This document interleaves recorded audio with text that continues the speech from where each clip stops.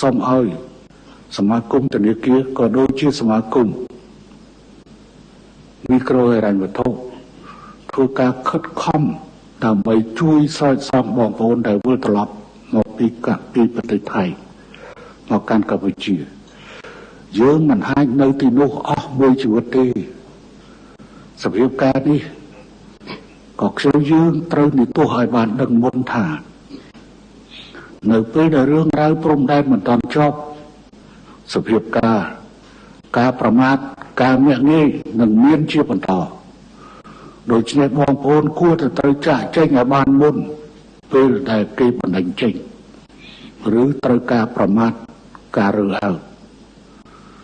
កម្ពុជាកំសត់ណាស់ទៅហើយពីមុនយើងខ្វះការងារធ្វើប៉ុន្តែឥឡូវយើងក៏មានការងារធ្វើនៅក្នុងប្រទេសរបស់យើងតែយើងត្រូវវិលត្រឡប់មកកាន់ប្រទេសរបស់ខ្លួនវិញសង្ឃឹមថាបងប្អូននឹងធ្វើកិច្ចការងារនេះហើយសូមឲ្យ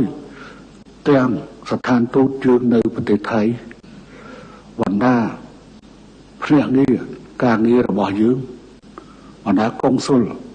ត្រូវសម្របសម្រួលទៅលើរឿងនេះ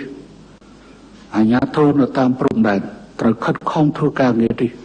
ផ្នែកពាក់ព័ន្ធត្រូវខិតខំធ្វើការងារនេះ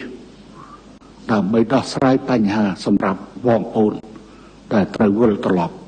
ហើយពេលវេលានេះគឺជាពេលវេលាស័ក្តិសមនៅពេលដែលហើយខ្ញុំនៅតែនិយាយថារឿងព្រំដែននេះវាមិនងាយជាប់ទេវាមិនងាយជាប់ទេអញ្ចឹងការប្រមាថនៅពេលមានបញ្ហាម្ដងការប្រមាថតែមានហើយលើកនេះកម្ដៅកាន់តែធ្ងន់